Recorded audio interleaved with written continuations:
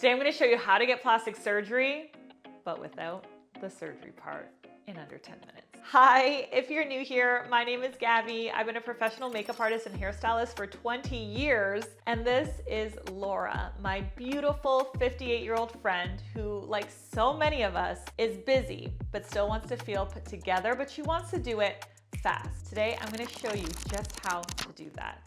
Let's go. Let's start with skin prep because honestly, your makeup is only ever going to look as good as the skin underneath it. So Laura has dry skin. So the first thing I did is I applied a hydrating toner. I especially love using this toner under the eyes before concealer. It gives the area a nice plump from within. It gives it a really hydrated look without the weight or heaviness of a moisturizer, which can sometimes cause concealer to break down and crease throughout the day. If someone has combination or oily skin, I'll usually just use a hydrating toner under the eyes, but on drier skin like Laura's, I like to apply it all over the face before layering in the rest of the routine. Today for skincare, I am using a classic trio on her, which is vitamin C serum, a really good moisturizer, followed by sunscreen. For the serum step, I am using the Skinceuticals CE Ferulic.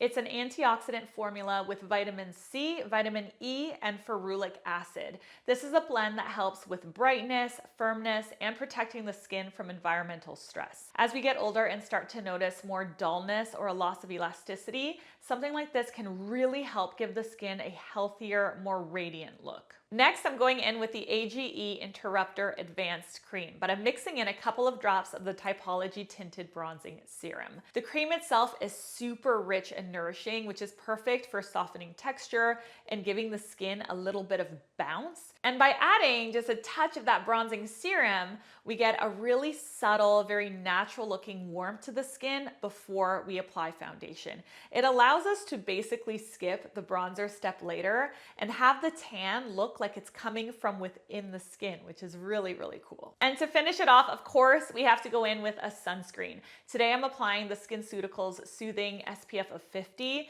It's a mineral sunscreen that works really well if your skin leans sensitive or tends to get very red. It also layers seamlessly under makeup. There's no white cast or weird texture that we can sometimes get with mineral sunscreen. It really is great. You can see the difference in Laura's skin before skin prep and after skin prep right here. It's really amazing what something as simple as a little hydration can do. Now I'll be the first to say it before I read about it in the comments. Skinceuticals is definitely an investment. I love, love, love the line. It's extremely, extremely high quality. That's why they sell it at a lot of dermatology offices and medical aesthetics offices. It's top of the top of the top of the line when it comes to skincare, but it's not exactly budget friendly. If you already have a vitamin C serum, a moisturizer, and a sunscreen that you love, absolutely stick with what works for you.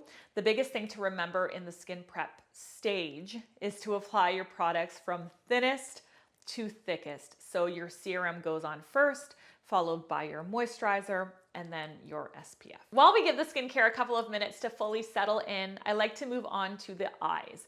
To prep the lids, I keep it super simple. I just swipe a very thin layer of concealer over the entire eyelid, all the way up to the brow bone. The one that I'm using today is a drugstore favorite. It's Maybelline Instant Age Rewind. It's light and creamy, blends out really easily. On the lid, you'll want to apply just enough to even out any discoloration or redness without feeling heavy.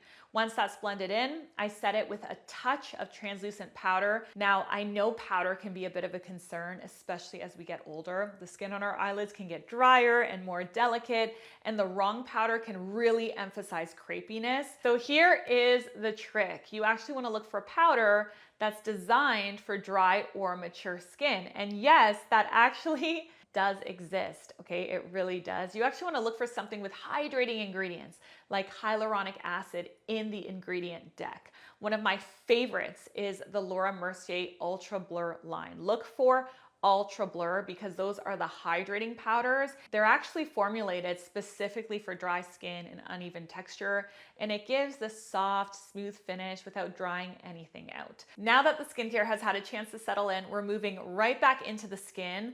But before we do that, I want to take a minute to tell you about something that I truly believe so many of us in this community could really benefit from. If you've been dealing with things in midlife like skin changes, weight fluctuations, brain fog, or just feeling off, and trust me, I get it.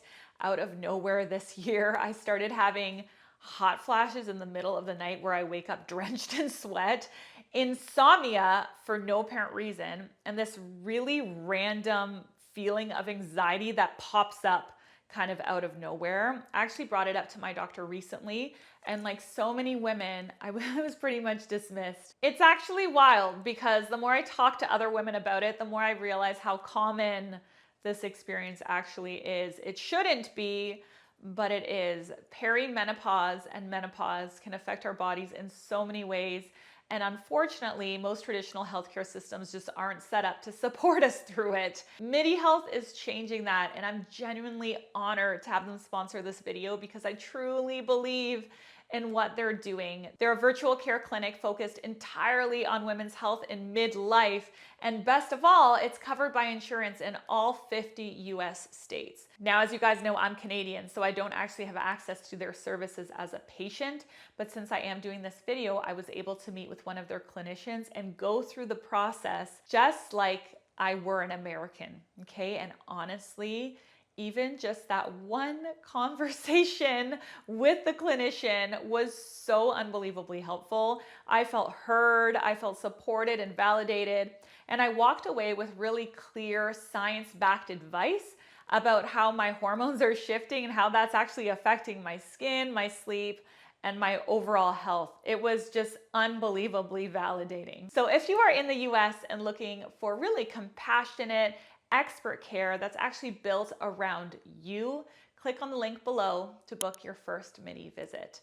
I really think it could make a huge difference for you, and I'm really excited actually that I have the opportunity to share it with so many people. Back to the makeup. For foundation today, I am using the Jane Iredale Powder Foundation, and the reason that I love this for a quick lifted look is because powder foundation is hands down the fastest way to even out the skin. It's swipe and go. There's no sponges, no waiting for things to set.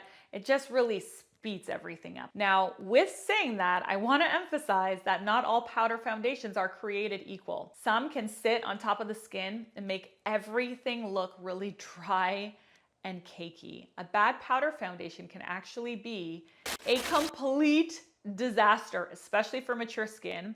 But this one is really special. Once you buff it in, it doesn't just sit on the surface of the skin, it actually melts right in a lot like a liquid. So you get a soft, diffused coverage with zero heaviness. It also has an SPF of 20, which is a huge bonus, and it's really good for the skin, which is again, another really huge bonus. To apply it, I like to use a dense Kabuki brush. I swirl it into the compact, then tap off the excess. This helps distribute the powder evenly across the bristles so you don't end up with any patchy spots.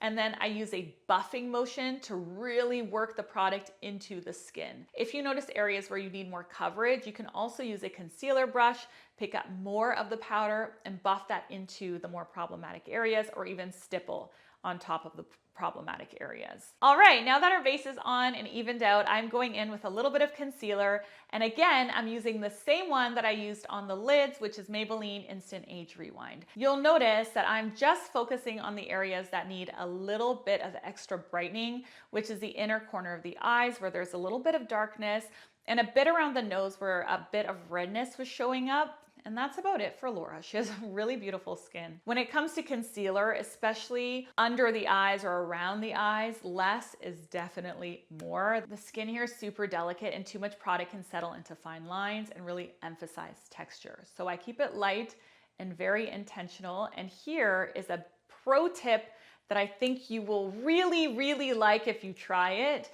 After placing the concealer, let it sit for about 30 seconds or so. That little pause actually allows the formula to thicken slightly, which then gives you more coverage without having to pile more and more and more on. And then just pat and press the product into the skin to blend it while building its coverage. Then I set the concealer using that same Laura Mercier translucent powder, this time with a really small dome-shaped brush. I'm just using a super light hand here, enough to keep the concealer from settling into fine lines, but not so much that it dries out the under eyes. It's all about finding that sweet spot for your individual skin type. As you can see, the final result is skin that looks fresh, bright, and awake without looking like you're wearing a ton of makeup. Now for the eyeliner. This is where we really start to lift and define the eyes. I wanted to show you something brand new today that you've never seen on the channel and that you've probably never heard about before. So I'm using a technique called the eye-fi, which was created by celebrity makeup artist Ray Morris, who's an amazing makeup artist. This technique is actually based on the golden ratio, which is a natural proportion you'll find in art, architecture, nature, and even the human face. The whole idea is to use this ratio to guide your eyeliner placement so that it works with your eye shape to subtly lift and elongate rather than drag the eyes down. So here's how I'm mapping it out on Laura. Point A is the highest point of the upper eyelid, and point B is the lowest point of the lower eyelid. I mentally extend both of those points outward past the lash line, and then I connect them. That's the angle I'll use to guide the liner. It's subtle, but it makes a huge difference in how the eyes appear. We want them to be more lifted, more open, and just more balanced. For this look, I am using a soft, lighter brown pencil. It gives me plenty of control, but it's less harsh than black and feels quite a bit more natural, less stark, especially for daytime.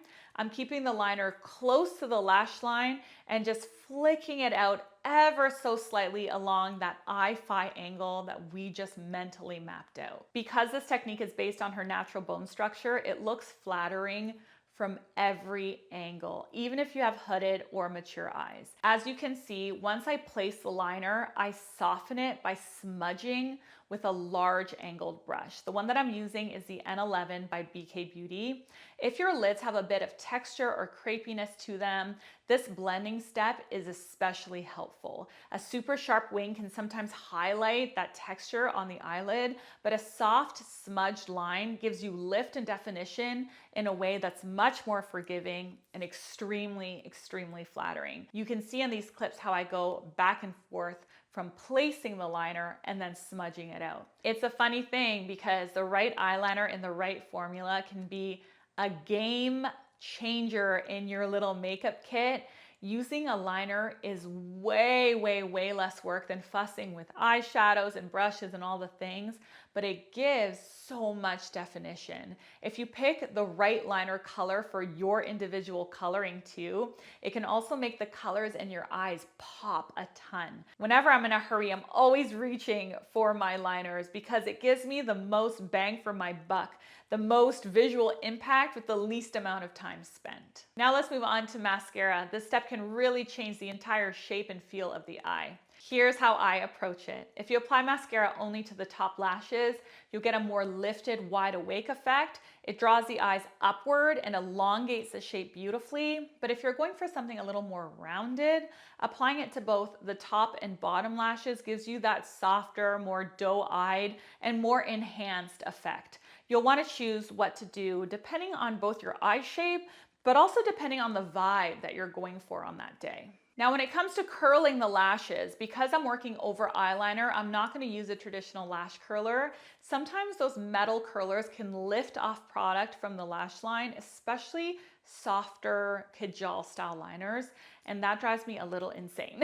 So instead of a curler, I'm actually using a heated lash comb. I got this off Amazon and it's honestly amazing. I usually set it to the highest heat setting, and once the mascara is dry, I just gently press it against the lashes and I hold it up. It gives you a ton of lift without smudging or pulling up the liner. And best of all, it really does hold the curl all day long. It's basically a curling iron for your eyes. Let's move on to brows, because even in a quick 5-minute look, a little brow shaping goes a long way in lifting and framing the face. I'm starting by softly shaping the brows, just evening out the structure and gently filling in any sparse areas to define the overall shape.